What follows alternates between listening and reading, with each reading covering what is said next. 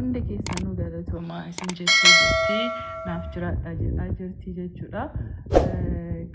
Galiifaa dhugaa rabbii hedduun si kabaja galatoomii waan kanarratti akka abbaa taatee isaan lamaan duuba taatee waan guddaa hojjettee rabbii siif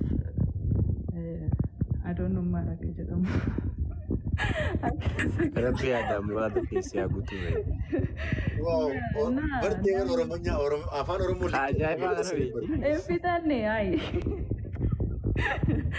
እና as keessa kan namni jirtan hundi keessanuu dhugaa gammadaa fi ijoollee kana jajjabeessaa isaan faana dhaabbadha akka horanii bulanii borummoo guddina isaanii akka arginuuf isaaniif haa hawwinu haa gammannuuf dhalaan Hamzaa irraa qabamanis amma Hamzaaf gammaduutu isaanirra jira because nama jaalattuuf bar waan inni gammachiisu gootaaf miti.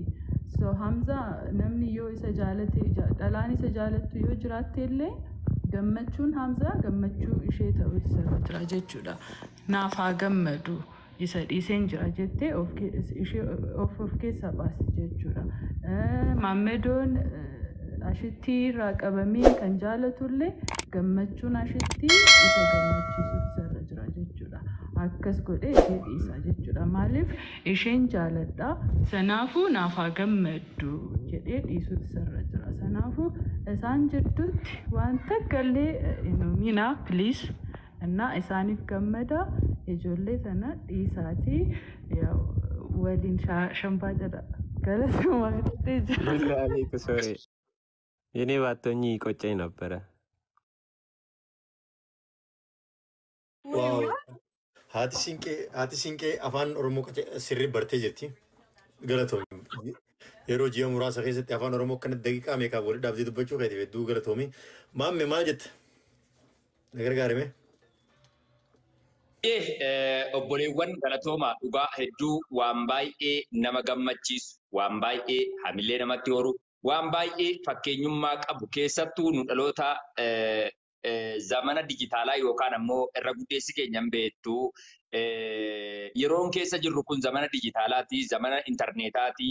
Namni jechuudha amma dura yeroo wal dhibachuu jedhu yookaan ijaarrachuu jedhu jechuudha lafarratti wal ilaalee wal beekee wantoota akkasiitiin.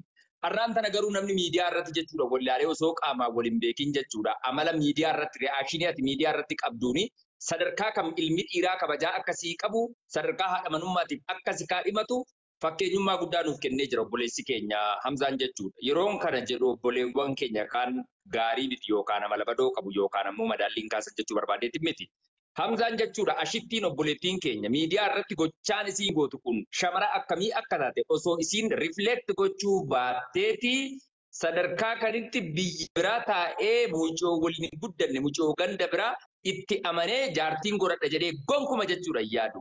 Mucoon kun jechuudha miidiyaa hawaasummaa irratti beekamtii qabaattu, miidiyaa hawaasummaa irratti fudhatama qabaattu, miidiyaa hawaasummaa irratti namoonni hedduun beekanu hanga dandeessuun eenyummaa isii adaba isii akkuma sana ammoo namuusa intala Oromoo akka intala Islaamaa tokkotti wantoota agarsiisuu qabdu hanga dandeesseen jechuudha of qabaati kan isiin nu agarsiisaa turte.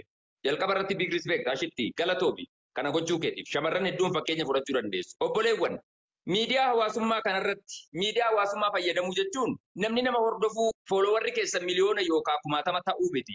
That is only number. Sun lakkoofsa malee maanarii keessan eenyummaa keessan kaayyoo keessan galma geessisuuf jireenya keessan miidhagsuuf shoorri taphatu 0+0 bu'aa tokko iyyuu hin qabu. Hanga dandeessaniin fungee ta'i gabaabduu ta'i boorqillee qabaat gurraattis ta'e magaalas ta'e diimtuu qofettanii effektii ofitti facaasuu qofa miti yookaan ammoo jettu waan akkana goggootan miti. Isa dhugaan isin jedhu obboleewwan amala gaariin laali. Namni nyaata gaarii wayii namaa fidee yeroo nyaata san fidee nama bira kaa'u gochuu fokkataa yeroo ilaaltu appitaayitii si cufooyitii yoo gad dhufee jedhe nyaanni bareedna inni hojjetee jedhe sitti hin tolu jechuudha sii galee.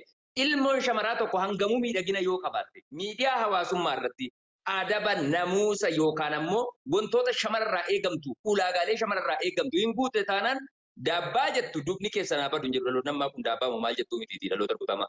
Isa qabaattu maali taatu nati waan tokko bu'aan qabu. Miidiyuma irratti dhufee laal Maammadoon akka gootii kun si wajjin kolfee yeroo hirribni isaa ga'e hirriba isaa laashitedha jechuudha sii galee. Kanaafuu qalbii qabaadhu, sammuu qabaadhu. Hamza, atis wanti sirraa barannu guddaan namoonni waan fedhan yoo jedhanii jedhan yeroo kamiyyuu yoo ta'e ati eenyummaa keessatti beeka, sii ol kan beeku, abbaarra kan beeku budaadha jetti Oromoo yeroo dubbattu. Mammaaksa tokko sinii keen dubbii kiyya goolaba. Mucaa daa'ima tokkotu re'ee hoota tiksa yookaan hoolota jechuudha. Ijoollee baadiyyaa hundi keenya re'ee hoolaa tiksaa guddanne. Osoo re'ee kana tiksu guyyaa hunda wangoo yookaan jeedallinatti dhufte jedhee iyya. Qotee bulaan jeedallitti dhufte jedhee itti birmata jechuudha. Mucaa kanarraa jeedalla ari'uudha. Wayita dhaqu jeedalliin jiru mucaa yaaduma iyya malee jeedalli loowwanitti yookaan re'ootatti dhufteetii miti amalumaaf iyya malee. Guyyaa tokko dhaqan waa tokko hin jiru dhiisanii bakka dalagaatti deebi'an qonnaan bultoonni naannoo san jiran jechuudha. Guyyaa lammaffaallee jeedallinatti dhufte jedhee gurra quba kaatee uuyyeedha. Ammallee yeroo dhaqan waan tokko hin jiru. Guyyaa sadaffaa jechuudha jeedallumti dhugaatti dhufee jedhe. Sinii galee yeroo mucaan akkuma kana jeedallinatti dhufee jedhee iyyuu qotee bulaan mucaan yaaduma iyya malee jeedalli wayiitu hin jirtu guyyaa lama dhaqnee nu kijibe inni dhaqinaa jedhee dhiisee uummanni ofirraa dalaga ofii eegale. Jeedalli mucaa sanallee nyaatee re'ootallee nyaatee akka sanatti isa balleessee jiran isinii galee. Hamzaan tarii kalee qoosuu danda'a. Hamzaan tarii deengedda qoosee jechuu danda'a. Hamzaan garuu har'an qoosne dhugaadhaan kallattiin isin agarsiisee jira. Tarii kaleessa waan inni qooseef gochaan inni godhe kun piraankii, gochaan inni godhaa jiru kun yookaan jarri kun godhaa jirtu kun miidiyaa irratti uummata kana jechuudha xiqqoo ajandaatti kennuuf jettanii namoonni sammuu keessan keessa jiru kana hirmii baafadhaa qulqulleeffadhaa. Mucaan itti cabsee jira. Already ashittiin jechuudha. Harka kennuu qofa miti. Jilbiidhaan lafarra deemaa jirti jaalalaan booji'amtee. Ilaa kana shirshir jedhaa jirti jechuudha sinii galee. Mucuma sirra teessanii argaa jirtan kanaan jechuudha sinii galee. Kanaafuu jennaan isin jechuudha ijoollee miidiyaarra jirtu kanaaf fakkeenyummaa guddaa qabdu. Kanuma keessatti qeerroowwan miidiyaarra jiraniif wanti hin dhaamu ijoollee jechuudha. Qalbiin keessan akkas hawwatee isin buttee jennaan jechuudha. Akkas qophiroosasiin baay'isina. Itti cabsaa fuudha. Fuudha barbaadda miti. Ati seeruma barbaadda miti. Itti cabsina fuudhi jedhee qala. Jaarsa argadhu jedhee. Akka jedhaa walitti cabsaa harargee ta'e golloo ta'e kan baata ta'e jaalalli bakka hin filatu jaalalli bakka hin beektu. Oromoo dhumarraa hin ba'ina. Oromoo dhumarraa achi hin fagaatina. Amaaraan naqin guraageen naqin silteen naqin kan Oromoo yuukumaaf kitila. Nuyi miti nurraa feekee addunyaa biraatiif ga'uu danda'a waan ta'eef kutaa fedhe keessaa ta'u namummaan si eenyummaan si sitti tolee jennaan jedhii fudhadhu. Kanan isiniin jedhan goolabee jira boo. Baga qamaate boo baga qamaate wallahi baga qamaate. Allahu akbar dubbattee bar firraa fittee bar. Ishiishe agaree mun dubbanne amma dubbachuu. Waalaikum salaam warahmatullahi wabarakatuh. Illu galchi. Dubbanna maqaa booda dubbanna. Illu galchi. Naman nazira jira. Khalifa, assalamu alaikum. Hamza. Waalaikum salaam warahmatullahi wabarakatuh. Ilu anak jalabo. Abo, ana abwa. Gara kesa No, bujira. stay bola. Hamza, Ashuk, congratulations abo. Itu gamade. Wallahi sababa kesa ni fi karara be. Karade wallahi abba dubande be. Wallahi umri sinane resu Khalifa. Ati umri sinane resu wan go teku amrena na. I'm proud of you, my brother. Ani edulle aso fadu. Gabachura ide bujira. Wallahi kamo tijira wallahi gabachura bete. والله إن شاء الله عمري نبي سناري رسام زكية إن شاء الله ولي ديبنا سيفي مرة ساي السلام عليكم ولي بريسنا كيسا ول بريسنا ولي واحد بجروان دلينو يا سونا إن شاء الله سامبر جرا أبشر وام بري واحد دلينو Bahkan sama Creote namun tak bakaki ya busi Hamza. No Al Jazeera No. ani wakasibu se dakika murasa bo berbada.